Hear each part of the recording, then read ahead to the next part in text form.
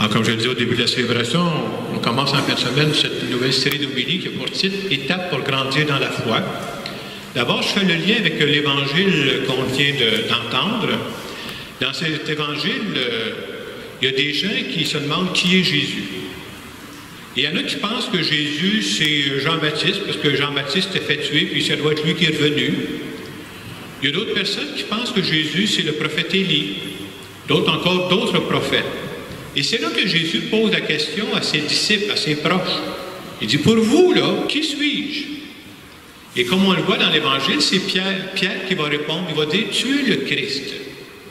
Et juste derrière ce mot-là, des fois, on ne comprend pas toujours, mais notre foi repose là-dessus. Nous autres, on croit, un peu comme Saint Pierre veut l'affirmer en disant, tu es le Christ, on croit que Jésus, là, c'est pas juste un grand homme qui est venu sur terre, c'est pas ça. On croit que Jésus, c'est le Fils de Dieu qui est venu sur terre. On croit qu'il est mort sur la croix. On croit qu'il est ressuscité. On croit que Jésus ressuscité vit avec nous autres aujourd'hui, qui nous accompagne dans toutes les circonstances de notre vie. Et ce que je viens de dire là, c'est le noyau dur que j'appellerais de notre foi. Mais il faut la solidifier cette foi-là. C'est à ça qu'on croit, nous autres. Là. Il y a bien des gens qui pensent que Jésus, c'est un grand homme. C'est pas ça qu'on croit, nous autres. C'est le Fils de Dieu. Il est ressuscité, puis il est parmi nous. Il agit parmi nous. Il nous inspire. Alors, c'est pour ça qu'en fin de semaine, en commençant cette série d'homélies, on va dire, comment on peut faire pour garder notre foi vivante? Comment on peut faire pour la faire grandir, cette foi-là? Et je dirais un peu comme on voit dans une autre page d'Évangile, les apôtres vont dire à Jésus, « Seigneur, augmente notre foi. » Ça, c'est le genre de prière qu'on peut faire que Dieu peut pas refuser. Seigneur, augmente ma foi. On a besoin d'y demander, d'y redemander. Remarquez qu'on ne demande pas souvent. C'est quelque chose, c'est une belle prière à dire, augmente-la ma foi. Parce que Dieu, on croit là, que Dieu est prêt à remuer ciel et terre quand on a confiance en lui. Dieu répond toujours à un acte de foi. Mais il faut dire la vérité, souvent on peut dire Dieu agit peu dans notre vie, mais ce qui manque, c'est notre foi. Notre foi est trop faible. On croit en Dieu en général, je crois que Dieu existe, jusque-là ça ne me dérange pas, mais la foi c'est plus que ça. C'est de croire qu'il y a un Dieu qui est agissant parmi nous, qui est vraiment avec nous, qui nous accompagne, je ne suis jamais tout seul. Alors, en fin de semaine, j'ai pensé, puis on va continuer dans les 2 autres semaines qui viennent, en fin de semaine, je vais vous partager 2 moyens.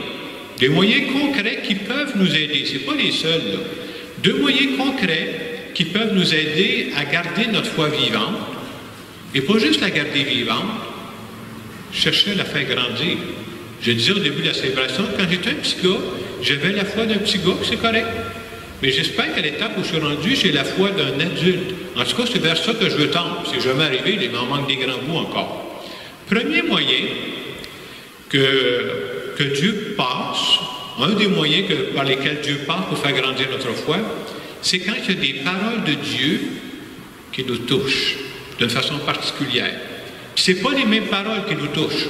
Les paroles qui me touchent moi, probablement vous autres en avez d'autres. Mais c'est important d'avoir c'est quoi les miennes. C'est quoi les paroles de Dieu qui me touchent personnellement? Je vous donne un exemple concret. Je vais vous montrer comment je commence ma journée. Alors, quand je me lève le matin, la première chose que je fais, puis ça fait déjà plusieurs mois, plusieurs années que je fais ça, la première chose que je fais, je parle à Dieu. Je dis à Dieu, c'est avec toi que je vais vivre cette journée-là. Avant même de passer devant mon miroir de la pharmacie, parce que ça, c'est une épreuve difficile le matin, c'est la première chose que je fais. Je dis à Dieu, là, je vais vivre cette journée-là avec toi. Puis souvent, j'ai 2, 3 intentions, dépendant des projets qui sont en cours, là, puis je dis ça, je te partage ça. Et ensuite, ce que je fais, je répète des passages de la Bible qui, moi, me touchent. Des passages de la Bible qui me donnent de l'espérance. Des passages de la Bible qui sont des promesses que Dieu nous fait. Puis moi, je crois que Dieu tient promesse. Je vous donne l'exemple.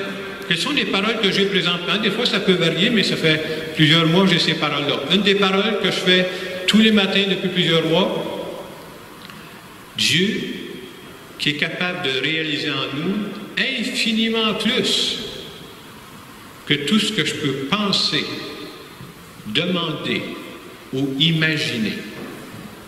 Et ça me rappelle, là, Dieu, là, il est pas mal plus fort que moi. C'est un autre bracket. Une phrase que j'aime beaucoup aussi, un passage de la Bible, que je ne connaissais pas, mais j'ai appris par la bande, c'est tiré de l'Apocalypse. Je vais être franc avec vous, je ne lis pas souvent l'Apocalypse, mais c'est Apocalypse, chapitre 3, verset 8, qui dit « J'ouvre une porte devant toi que personne ne pourra refermer. » Et moi, quand je dis cette parole-là ce matin, ça me rappelle, hey, il y a un chemin pour toi là. Dieu a prévu un chemin pour moi, puis je veux le suivre, ce chemin-là.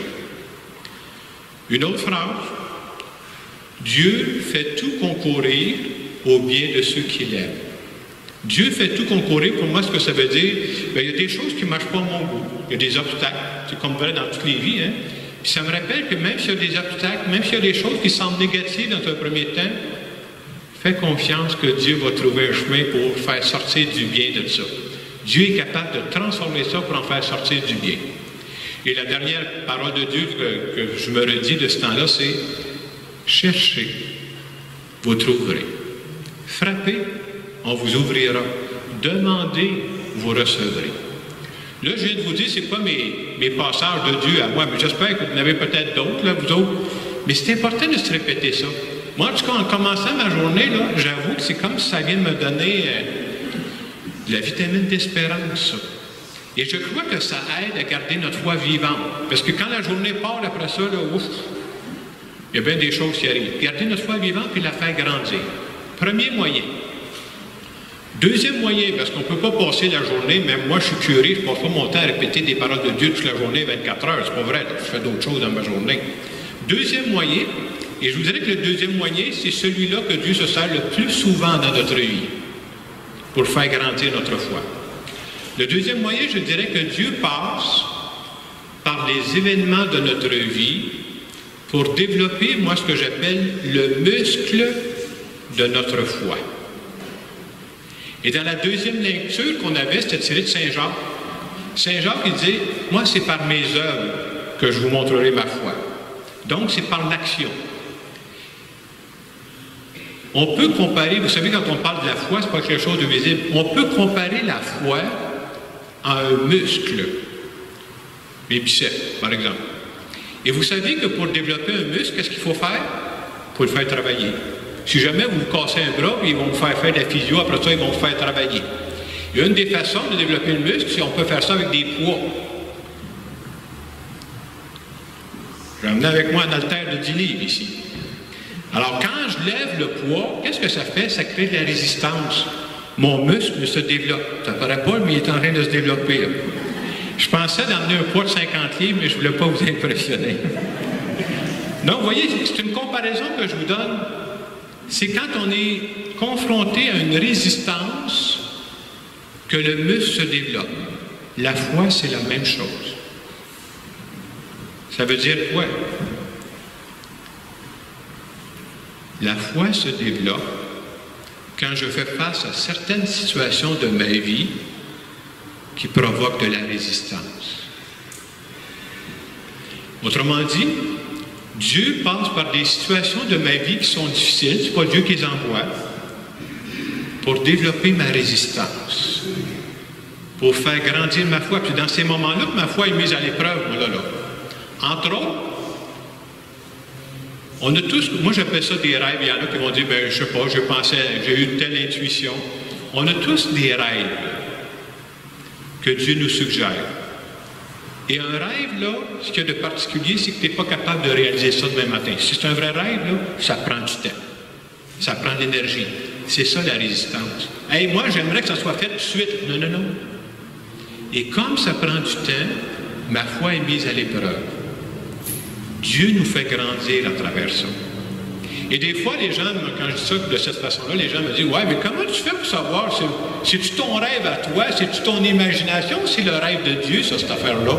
Parce qu'on a tous des idées qui nous montent en tête. Moi, j'aime souvent donner deux critères pour savoir qu'est-ce qui est un rêve de Dieu puis qu'est-ce qui est un rêve de Jacques. En deux critères qui peuvent aider. Il peut y en avoir d'autres aussi. Premièrement, quand c'est un rêve qui vient de Dieu, il y a toujours quelque chose dans ce rêve-là pour aider les autres.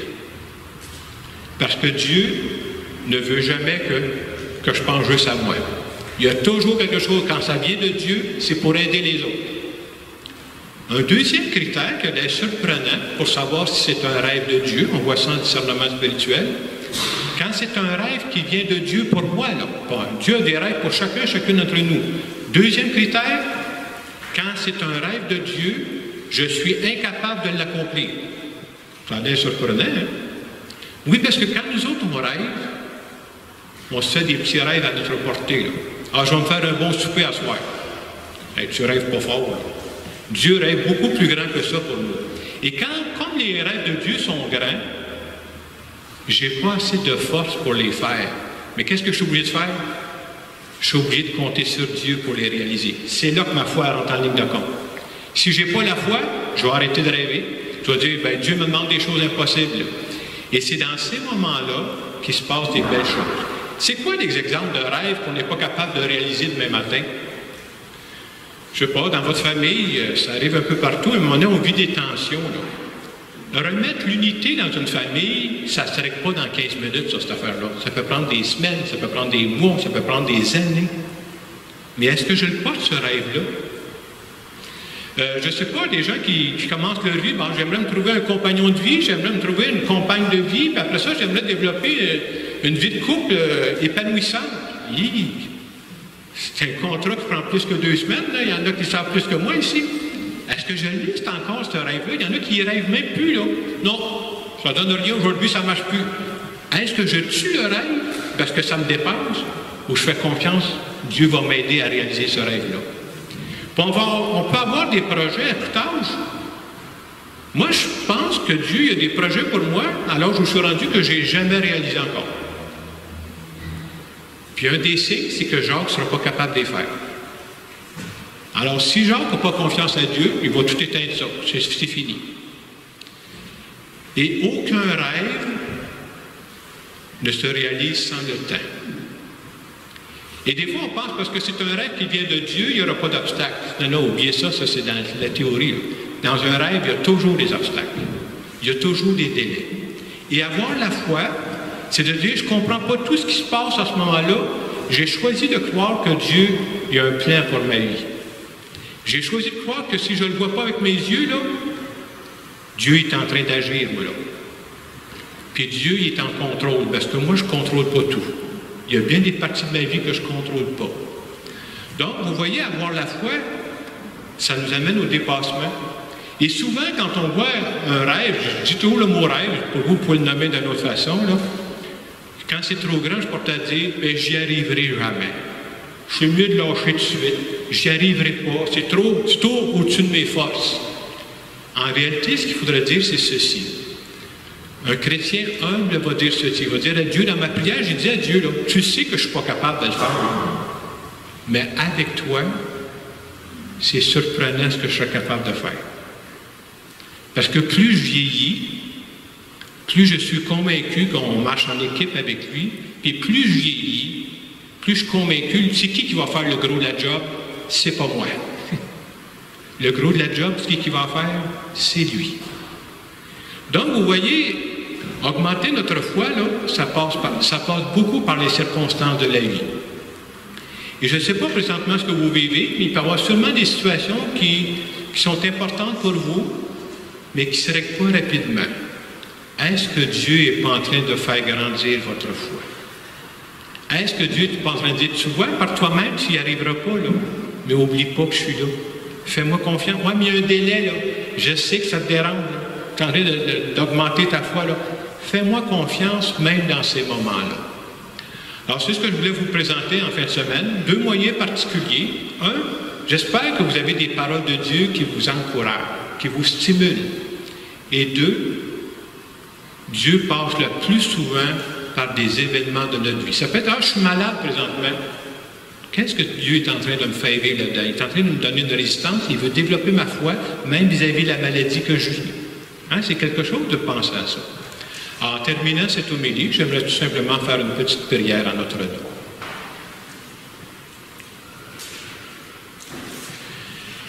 Seigneur Jésus, aujourd'hui, je vais te faire une prière toute simple. Seigneur, augmente ma foi. Aide-moi à croire de plus en plus que tu as un plan pour ma vie. que présentement, tu es en train d'agir, même moi, si je ne le vois pas avec mes yeux, et je crois que tu es en contrôle de ma vie. Et je te dis merci d'avance pour tout ce que je suis en train de vivre. Amen.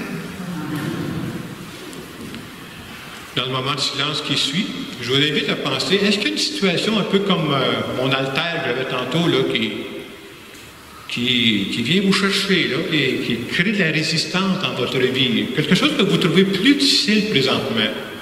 Est-ce que ça se peut que Dieu passe par ça pour faire grandir ma foi? Pour dire, même dans cette situation difficile, je ne lâche pas, j'ai confiance qu'il est en train d'agir.